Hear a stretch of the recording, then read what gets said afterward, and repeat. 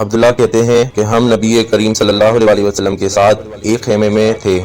آپ نے فرمایا کیا تم اس بات پر راضی ہو کہ تم اہل جنت کا چوتھائی ہو؟ ہم نے کہا جی ہاں۔ آپ صلی اللہ علیہ وسلم نے فرمایا کیا تم اس بات پر راضی ہو کہ تم اہل جنت کا تہائی ہو؟ ہم نے کہا جی ہاں۔